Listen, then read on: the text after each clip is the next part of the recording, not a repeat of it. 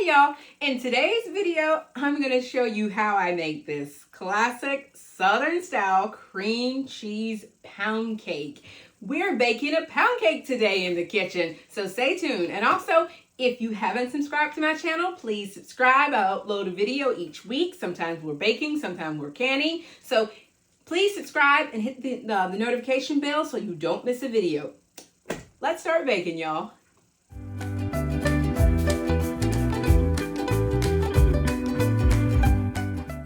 Y'all, welcome back to another episode of In the Kitchen with Baker Girl. Thank you, Jesus. It is another beautiful day to be in the kitchen.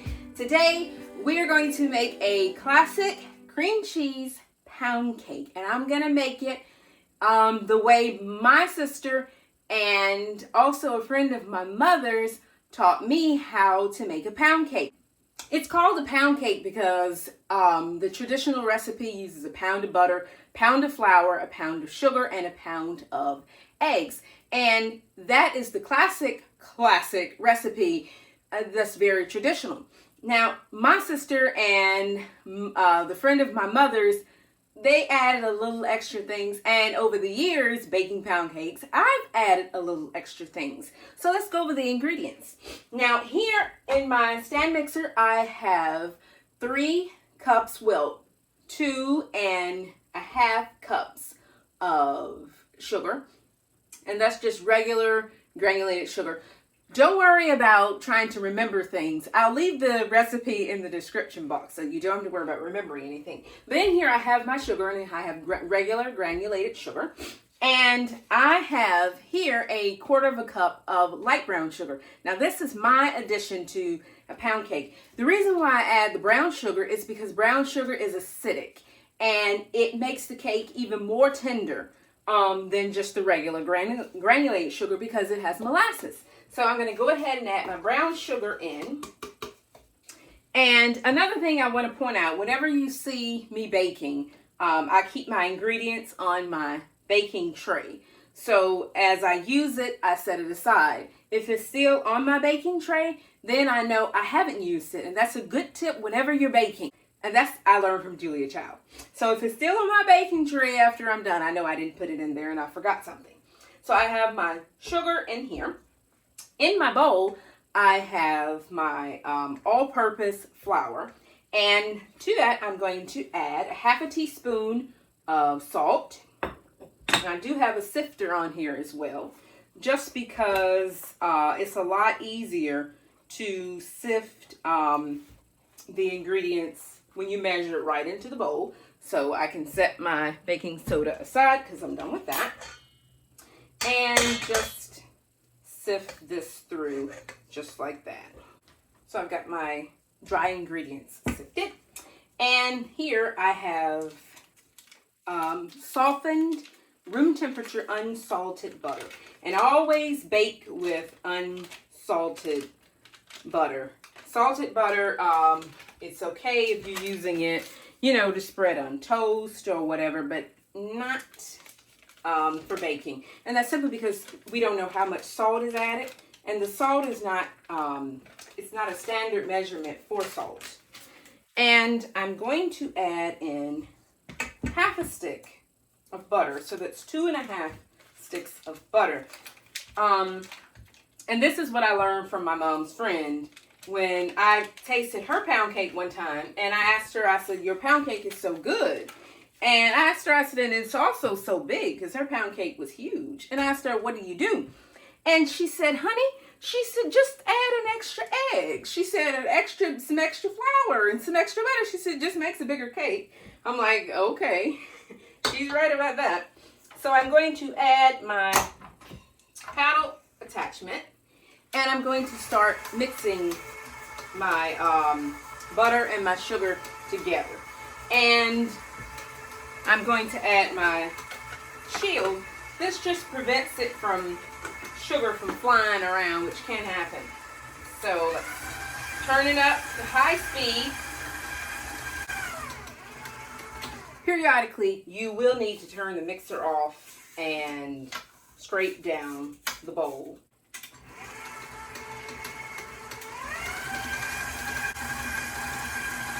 And you want to mix your butter and your sugar together until it's lighter and fluffier in color and texture. And that is important. Undermix your butter and your sugar at this stage and your cake will be very heavy, and it won't have that nice fluffiness. It'll be a little gritty and grainy. You also don't want to overmix it. But it's worse to undermix butter and sugar when you're creaming it, and that's called creaming. It's worse to undercream your butter and sugar than it is to overcream. Now at this point, I do want to add some flour to my butter and sugar mixture. What the flour does, and you want to add about 2 tablespoons or so.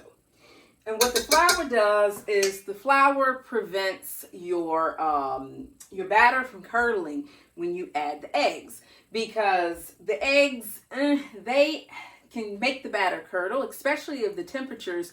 The eggs and the butter are not exactly the same temperature. You know how you've made it and sometimes you say it looks a little curdled. The flour will prevent that, because of the protein in the flour will prevent the protein in the eggs from acting up. 2 proteins make a right. So I'm going to mix that in. Slowly so I don't get covered in flour. Perfect. Now, at this stage, I want to add in my cream cheese. I'm going to add it in dollop by dollop. And I will turn the mixer speed up so I can go ahead and incorporate.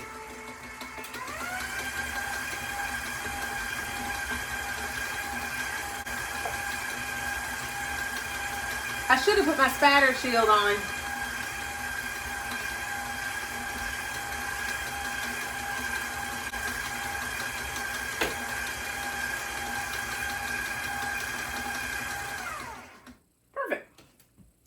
Now, let's scrape down the bowl, scraping down again, just to make sure everything is nicely mixed and incorporated. So now, why add the cream cheese at this stage and not add the cream cheese later on when we add the heavy cream? And I do have a little bit of heavy cream that I'm going to add to this cake. Why? It's because the cream cheese blends in better at this stage without the eggs than if we waited until after we added the eggs to add the cream cheese. So always add it in with the butter. Now the reason why you don't add it in when you start creaming your butter and your sugar is because you don't want to overbeat cream cheese. So after I've creamed my butter and the sugar and added my extracts, now is the perfect time to add that cream cheese. And I'm just going to let this mix for about another 30 seconds on medium speed.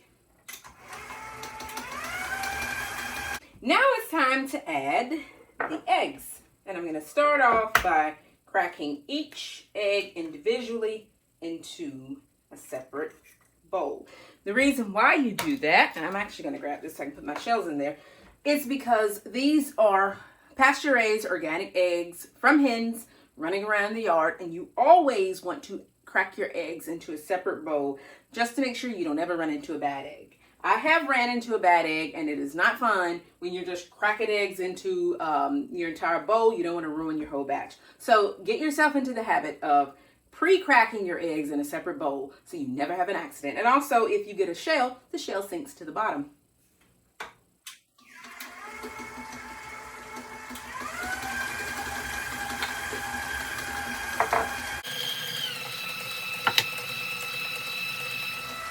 One egg at a time, and make sure that each egg is fully incorporated before you add the next egg.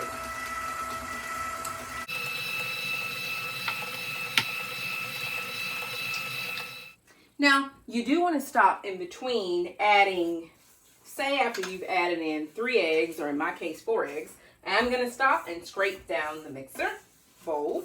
All right, now I can proceed with the rest of my eggs.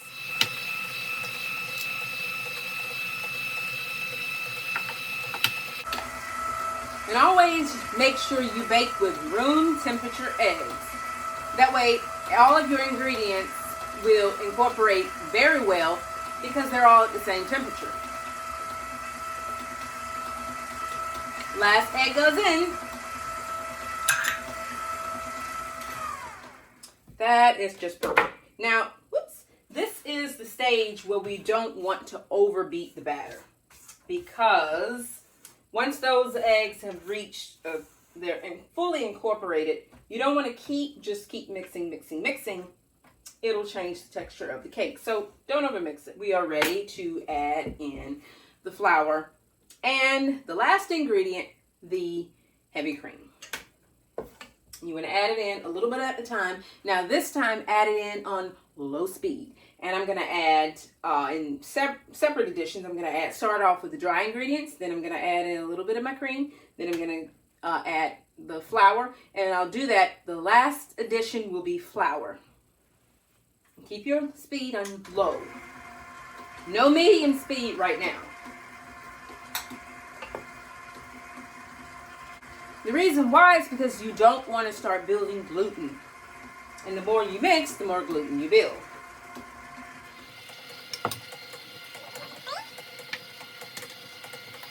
Actually, at this point, you guessed it, it's time to stop and scrape down the bowl.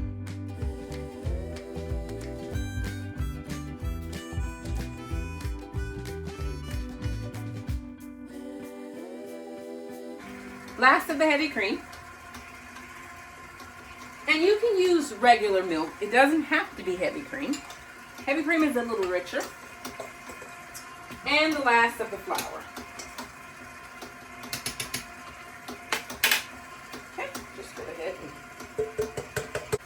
and my tray is empty. I know I've got everything in there. Stop and give it one final scrape down. And you can use any extracts in your pound cake you like. You can use lemon. You can use, like if you wanted like an orange flavored pound cake, you can also add some lemon zest. I wouldn't add lemon juice, but some lemon zest. You can add some orange zest. You can add any type of extracts you want. And so you can always change the flavor of the cake simply by changing the flavor of the extract that you add. But vanilla is a classic, and we're making a classic cream cheese pound cake. Now I'm going to turn my speed up to medium just for about 10 seconds. That's all. No more. Now, why did I do that? What that does is that quickly knocks out any unwanted air bubbles. Obviously, we want some air in here, but we don't want those unwanted air bubbles. And that kind of gets rid of it. So I'm going to scrape down my paddle attachment. The oven is preheated to 325 degrees. So now you can see how the batter is somewhat thick, but it's also smooth and it does not look in any ways curdled. And that's because you see how it's so nice and smooth and it's not curdled. If you're having trouble with batter or any cake batter that's curdling, it could be a combination of several things, or it could be one key factor. Now, a combination of things, as I said earlier, it could be your eggs are cold, or your butter is not the right room temperature, or your butter, you didn't cream it well enough with the sugar and the butter. You didn't cream them together well enough. It could also be that you simply did not mix the eggs and the creamed butter and sugar together long enough. As I say, don't overdo it, but don't underdo it either. And one thing that helps with that, making sure everything is the right temperature and adding in a little bit of flour, a little bit of your dry ingredients before you add your eggs. So this is nice and smooth. I'm ready to get it into my butt pan. Now, let's talk about pound cake pans. Now, you can bake it in a traditional loaf pan, just a traditional square tin, which is, as I say, it's traditional because the original pound cakes were always in square tins. Or you can also use a bundt cake pan. Now, this is a fluted bundt cake pan, and it has all these little indentations in it that will give you a very pretty design on your cake. The only thing about using this type of pan, I like this pan, I like it a lot, but there are two things about using these kinds of pans. The number one thing is if you do not flour and butter them properly and completely and get in every little nick and cranny, your cake will stick. And when it sticks, that's one of the worst things. You don't want to bake any cake that you cannot get it out of the pan. So you can use what I'm using. You can use this baking spray called Baker's Joy, and it contains flour, and it eliminates the need for buttering and flouring a cake pan, which is traditional. You would take the butter, you would spread it around in there, then you would add the flour, toss it around, knock out the excess, and you have a buttered, floured cake pan. So this stuff is a baker's joy, and it truly is. It saves you a lot of trouble. But even with that, this pan can still stick. Now, you can use these little mini pound cake pans, and you definitely would want to use something like Baker's Joy for these little guys, because I mean, just fancy buttering and flouring that, oh boy. But they are very cute and perfect if you want individual mini pound cakes, you know, say one on each plate at the dinner table, or, you know, whatever you're having, or on a buffet, like a dessert buffet. These would be very cute. Or you can use a regular tube bundt pan, and this is what I'm going to be using. Now, as you can tell, me and this pound cake pan is very old. We have been friends a long time. I have baked a lot of pound cakes, and this is my favorite pan. I actually have two of them, and this is my favorite pan. No, it doesn't have all the cute flutes on it that this one has, but this one, it cranks out a perfectly even, well-baked, and no sticking pound cake every time. Now, one thing I do want to add about this pan is because it's a black pan, your cakes will bake a little faster and they'll brown a little more than if you're using, say, this color pan. So drop the temperature on your oven down about 20 degrees. So for this cake in my oven, I bake my cakes at 305 degrees. You do want to lower that temperature because your cake will bake a lot faster. But I'm going to use this pan today. So in order to, you need to give it a good shake, because it does have flour, so you want to make sure you give it a good shake. And then I like to spray in a sweeping motion. So start out at the bottom and go sweep. Just sweep it around. There we are. And then start with the edges. Same sweeping motion. And then move to the middle. Give it a little shake if you think it needs it. And then just look around and make sure that everybody has gotten the proper that they need. And yeah, everything is nicely. Now, be a little obsessive about this. Don't be wasteful, but there's nothing worse than your cake sticking because, you know, you were trying to skimp or you know, didn't want to. It's better to overdo it than underdo it. If you've ever have a cake that stick one time, you'll learn and you'll never do it again. Okay, so actually, I have learned and I still do it from time to time, so it happens, folks. If it does happen, it's okay. It's not the end of the world. You can pre-slice your cake and then maybe remove the part that's stuck and just set that aside. And then lay your slices down in kind of a spiral. That way you don't notice that a piece was taken out if that happens to you.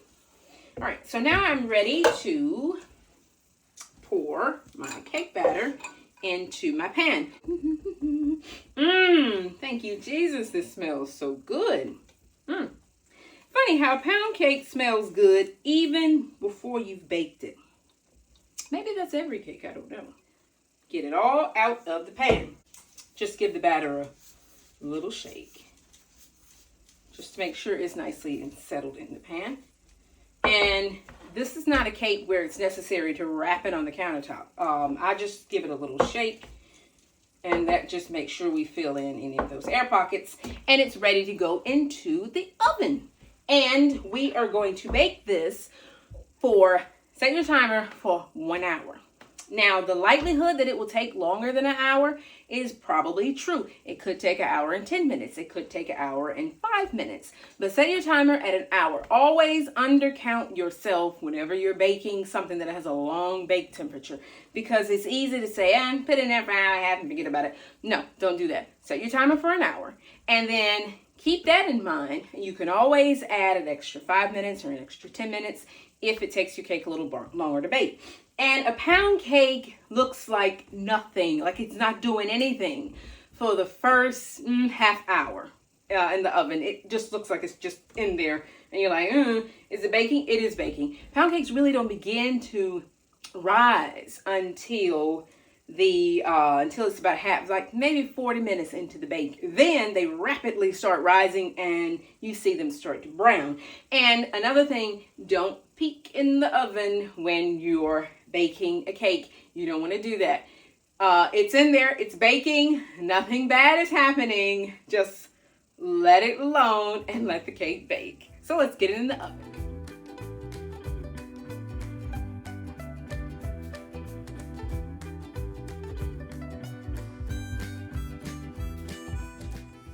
The cake baked for 1 hour and 10 minutes.